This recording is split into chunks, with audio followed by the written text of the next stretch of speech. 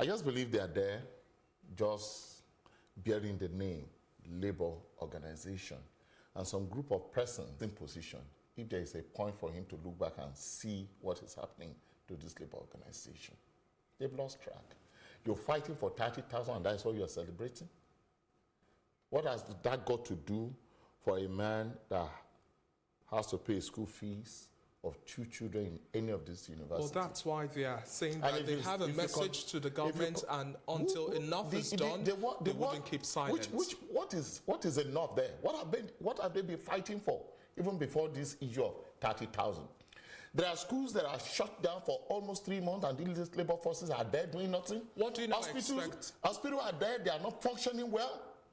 You are talking of paying a soul of this country an average of 1,500 naira a day, and you are celebrating that?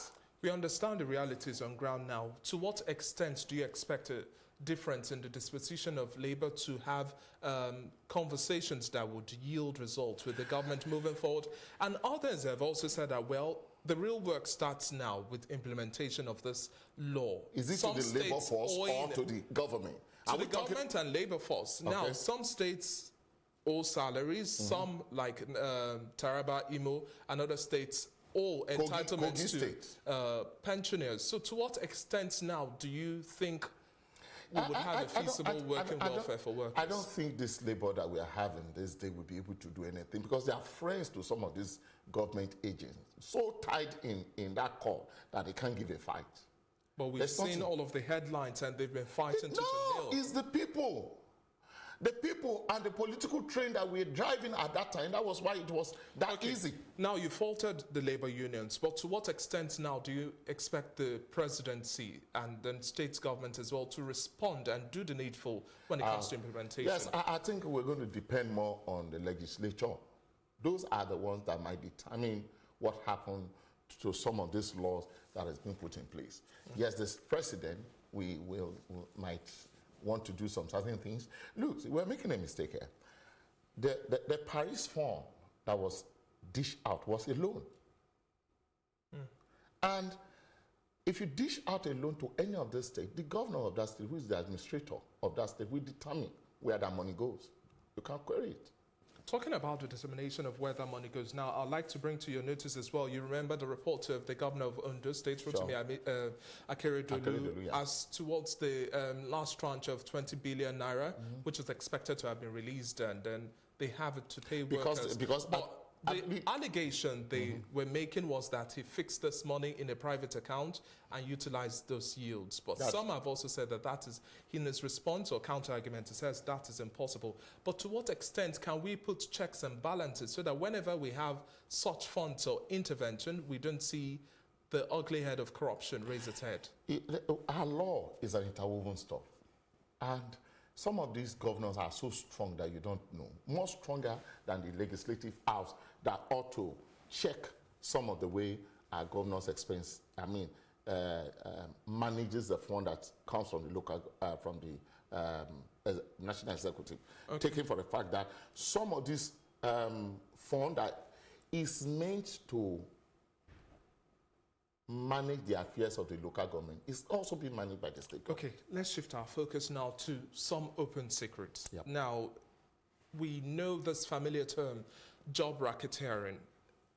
It is, first and foremost, we are to think that you have to pay to become employed, either across different ministries, departments, and agencies. But we've seen all of this play out in Nigeria. We've had certain instances where people have been called out. But to what extent do you think we should now have more sanctions put in place, punitive measures, legal actions taken place? Or would you just say it's just a case of sack and dismiss? When you don't have a data, when you don't have a data in a country like ours, how do you manage? That's why I call it the open secret. Yeah, so what I believe we should begin to do now is to diversify our way of employing Nigerians, either by going by agencies. Some of these private bodies engage in that too, because there is no way you will be going by the way of saying, okay, the federal government want to open a channel for employment, that you are not going to be finding some of these rot. Okay, places. In 2016 as well now, there were no less than 37,395 ghost workers identified by the EFCC, and they claim that the government lost no less than 1 billion naira. That was 2016. And statistics have also shown that we've seen an increase in this number as well. So if we are having this rising case of this menace, how then do we change or re-strategize? What would you say? The resources, what do we use it for? That will determine either we want to encourage fighting it from the roots. If you are saying some would say these are leakages that are expected those leakages to at the end of the day, infrastructural development. You see, we have an interwoven problem here in this part of the world. You discover that there's a loss because of a cause. You take care of the cause and you have an excess. Where is the excess going? That we encourage under parastatal to say, okay, this is what we are having on this side too. But even the main proceed that is coming from that part of your leakage, it's not being put to use. People cannot see the value. So there is no accountability. So it's like you are even encouraging the practice. And a lot of people will be holding phone back. Okay, talking about practices that we shouldn't condone now, the Okoye Obono Abla led special presidential investigation for recovery of public property also arrested a Delta State Accountant General for allegedly amassing wealth and assets corruptly, and this is worth over 7 billion naira, richer than some state governors. What do you make of this? When I hear some of these things, it just make me laugh. News for us to read. Nothing will come out of it. Some would say they are almost like catfish in water. You can never get them. That's what I just say. No, you have this electric fish. You just feel it and you drop it again. We've been hearing this. Okay. And how do we address it? How do we address it? Just one man, leadership. Just one leader.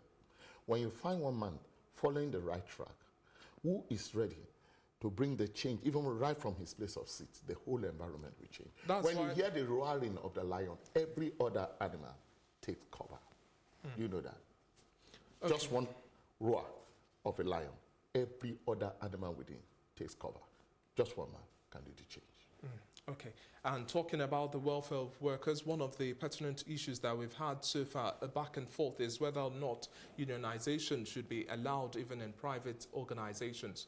What's your thought on this matter? You see, now, I don't see this body. I don't see them doing the work of the people anymore. They've long gone. They overstayed their time. Unless somebody comes and re-examine the practice of that organization, that is when you can put in anything. As long as this group of persons are there, we can move. Come up with any theory, you can't get anything right. Okay. Since after 2007, Labour is there. Okay. So you're talking about the NLC, ULC, as well as the TUC. Sure.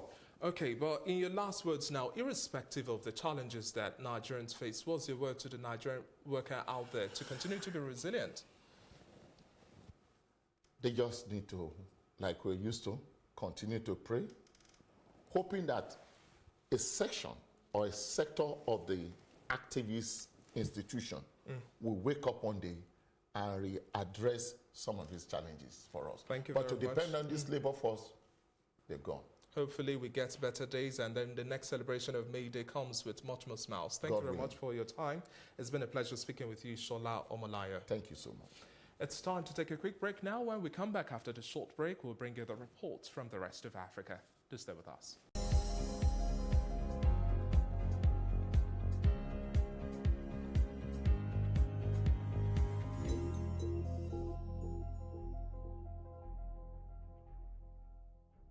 Glad to have you back. And if you're just joining us, well, this is our Africa News package, moving away from news across Nigeria. Now, Sudan's military rulers said that they were ready to negotiate with the opposition over the political future of the country, but there should be no further unrest beyond Tuesday, a reference to protests disrupting trains and bridges. Opposition groups and protesters have been pressing the Transitional Military Council to speed up the move to civilian rule since the army ousted former President Omar al-Bashir on the 11th of last month. The main organizers of the protest, the Sudanese Professionals Association, called on Monday for civil disobedience and a general strike as meetings with the TMC failed to provide any breakthrough on the creation of a joint civilian-military transitional council. At a press conference on Tuesday, the military said it would not disperse a protest sit-in that has been taking place outside the Defense Ministry since April 6. And after the short break, we'll bring you other reports as well from the foreign scene. Don't go anywhere.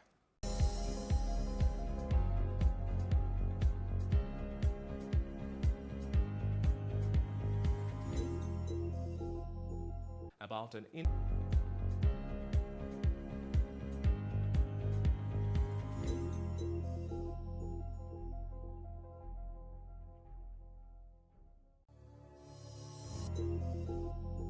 And now that's all we have reports that Ciara and Russell Wilson have just made a major career move. The couple have launched a production company called Why Not You for film, television and digital content. Why Not You Productions aims to tell inspiring and aspiring narratives and human interest stories and will serve as an outlet for Wilson's innovative and creative side. And Wilson and Ciara stated in a joint press statement that, and I quote, "While we work in different fields in our day-to-day, we are excited to come together to collaborate and create stories that we hope will touch people's lives. We are both storytellers at heart and we want to be able to share stories that uplift people and inspire others to create positive change. That's ultimately what we want this company to represent." End of quote. Now, Russell Wilson was just recently in the news for signing a record-breaking contract extension with the Seattle Seahawks. This wouldn't be the couple's first venture into entrepreneurship. Earlier this year, Ciara launched her entertainment company and record label, Beauty Marks Entertainment, which plans to align music with film, fashion, technology, as well as philanthropy. And we have sports updates now.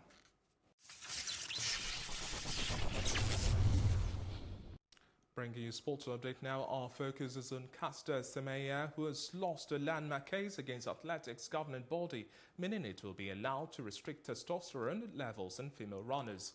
The Court of Arbitration for Sport, that's the CAS, rejected the South African's challenge against the IAAF's new rules. 28-year-old Semenya had said that the regulations were unfair and that she wanted to run naturally the way she was born.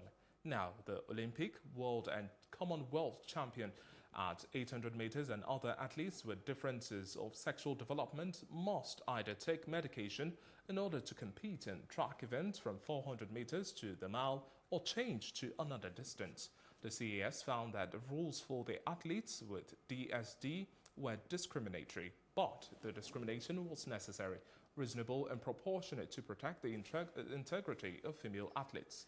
The CAS has asked the IAAF to consider delaying the application of the rules to the 1,500 meters and 1 mile events until more evidence is available.